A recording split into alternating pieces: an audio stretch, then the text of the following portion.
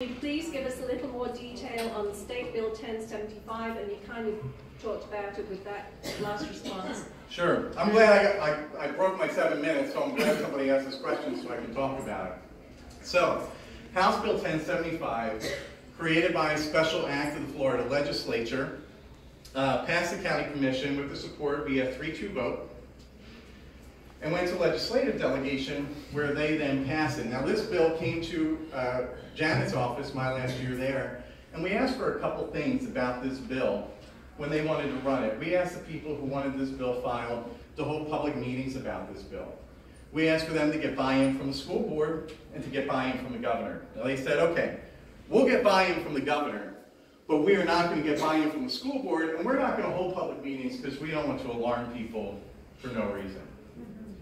So, after talking with committee staff, we sat in the office, I remember clear as day, in the conference room in the back of that office, and we said we're not going to run this bill because that just didn't pass the smell test.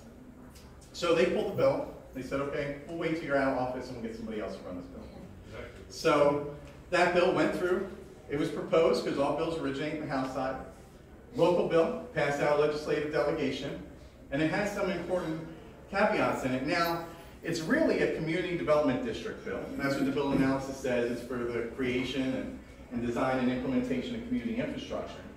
But calling it a community district bill is like comparing a Viking ship to an aircraft carrier. They are totally different. And so what you see is you see that they have now bonding authority granted through this bill, and they're going to issue huge amounts of bonds. Now these bonds allow for more rapid development of the infrastructure there, which in turn requires more services as that builds up more quickly. Now in May, they had a budget meeting of the county commission, and Taco Pope, the director of budget and planning, said that they had 15,000 functional units on the books for central Nassau County, not including the Stewardship District. When you add that Stewardship District, it becomes 33,000 functional units on the books. So what happens? You need services for all those units. Who pays for those services? Well, we do. Because they have to plan today for emergency services. You can go ask the sheriff or the fire chief. From the time when they decide they need a deputy till the time that deputy hits the street is as much as 4 years in some cases. Because they determine need, then they have to budget for it, then they have to get the budget approved, then they have to hire those people, train them, and deploy them onto the street.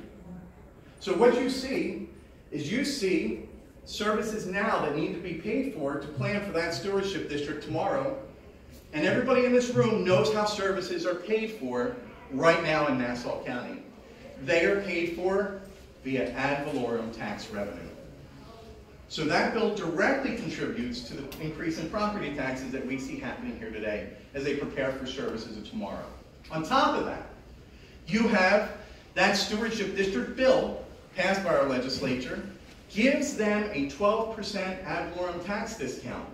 So even as we have a 1.5 mil increase, they're getting a 12% rebate. It's backwards. The whole thing is backwards. And on top of that, last thing, this last year, they went back, the people behind that stewardship district, through a central Florida lawmaker, tried to file an amendment to a bill that would have required the people who live here to pay for parks and recreation inside of there. From the south end of Callahan, $50 to $75 million. And the county commission, credit to the commissioners who are in place now, went to Tallahassee, and with the help of those there, particularly Senator Bean, who stopped it dead in the Senate, I give him credit where credit is due, stopped that bill from getting passed and becoming a tax burden on all of us. So that is why I oppose that stewardship district.